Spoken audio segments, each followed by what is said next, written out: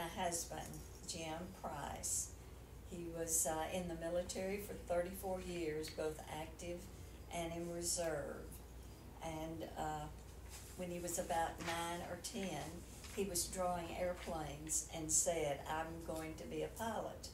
So when he had a chance to get into the Navy and be a pilot, his life was so happy. And he flew off of a I'll get it right, aircraft, submarine squadron. He was aboard the USS Boxer. I told him at the time that if I had known he was flying off airplanes, I would never have looked at him twice. But we worked that out, and he was not flying those, but he was flying all over the world. And that was a great thing. He would go off for either 2 weeks active duty or the once a month weekend, and he was like a new person when he came back. He loved flying airplanes, but he also enjoyed being a lawyer. And then later his job was with the Federal Aviation, and they were looking for both an attorney and a pilot who would understand what was going on. So he got the best of both.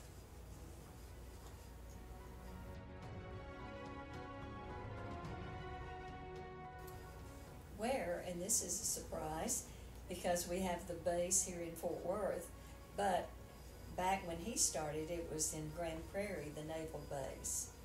And so he started there right after college, but he was only in boot camp or whatever they did, whatever they called it, and then he served in Europe and all around carrying.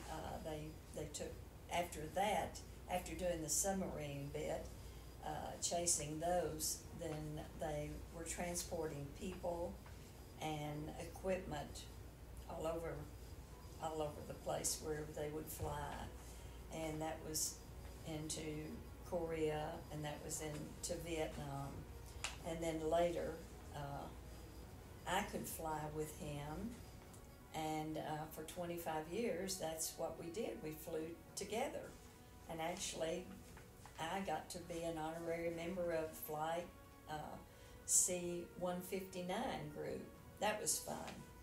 And one time we went to Australia to pick up 77 Marines who had missed Christmas. And it was just so much fun to know we were bringing those young men home. There were no young women in that group. And they had been in the Middle East, and they were so ready to see their family. And they sat in front of us talking about how they were going to make their entrance coming down the steps and seeing their family. And I leaned up and I said, "For goodness sakes, don't trip going down." And they're like, "No!" So we had a lot of fun doing that. And sometimes it was hard on some of the planes because they were bringing back wounded young men, but we were glad to accompany them and see the good care that they were getting on those planes.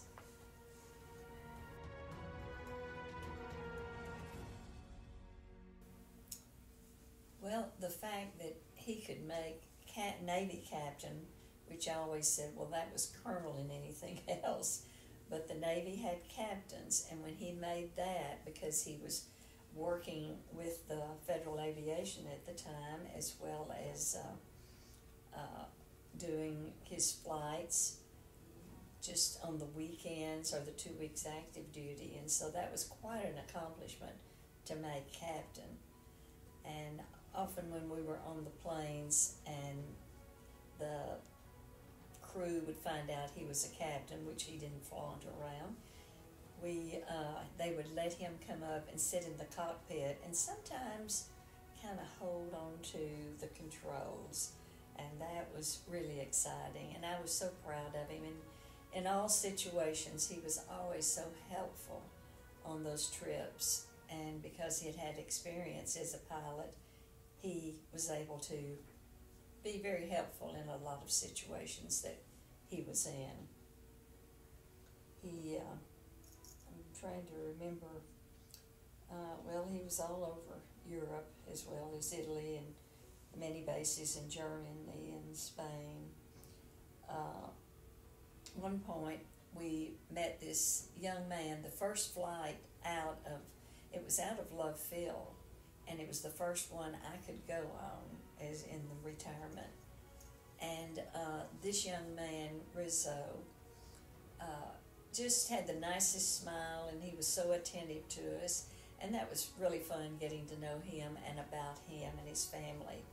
And then a couple of years later, we saw him again, and I knew the smile. He was such a cute young man and so helpful. And then we were in Germany. He was the head guy at the base there with the getting the airplanes out. And Jim came running in and he said, "Look what I found." And it was Rizzo. And by now he had a wife and 2 children. So that was fun to get to be with them and get to know them, and we continue that relationship. And that was the good thing about the military. People seem to really care about each other and want to take care and help when there's a crisis or just when there's ever a need. And Jim was a pro at that. He knew his way around, and he just happened to be one of those people who loved to be involved and help people. So I heard from Rizzo recently when he heard about Jim passing away, and I thought, that's been many years from that young man as a single young man to kids who are about to go to college. So lots of good memories that way for Jim. One real special experience we had, we caught a Navy plane here, flew into a base we weren't used to in Washington, and a friend from here who happened to be up there picked us up and took us to the base because we love staying at the base. We always got great quarters. And then the next day we went to the cemetery, the National Cemetery, and it was a sea of red and green. It was at Christmas time, and it was the first time that they had the wreaths at the graves of those in that cemetery. And it happened because the people who had said they wanted the wreaths, they did not pay for it, and they did not, so they canceled. And the owner of the wreaths across America just loaded it up in trucks and brought the people who worked for him, and they came to the Arlington National Cemetery and put them out. And I get chills remembering that, how beautiful it is. And now that has spread to all the national cemeteries. But we missed it the next year. We said, okay, we're going to be there, and we're going to get to help put out the wreaths next year. And our plane was late. But we got to see it again, but it was just too bad. We really wanted to be able to put those wreaths out. One other thing about that cemetery that is pretty emotional, the hearse is a horse-drawn carriage, and they have a small group of music instruments that they play as they march, because we happened to be there when they were bringing a person who had passed away, bringing him to his final home. And I know that's where my Jim is, in the Dallas National Cemetery. Have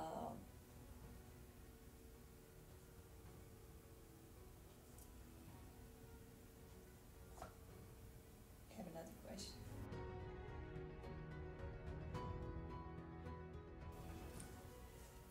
If you're interested in history, that's really ties you into that.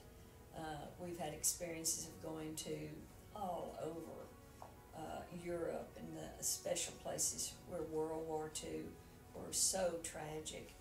And Jim was able to show me, and he knew about it. And we'd been there earlier with a history professor who loved telling about where the wars were and about where the poppies fields are and where the A&M president got the young men up that cliff on D-Day, and it's so inspirational if you like history, and I can't imagine an American who doesn't, but it just ties you in so closely with knowing the people that sacrifice so much, and even now they continue to do that, and it just means a lot to know that Jim had some parts in that, and that I guess I did too, since he was gone out doing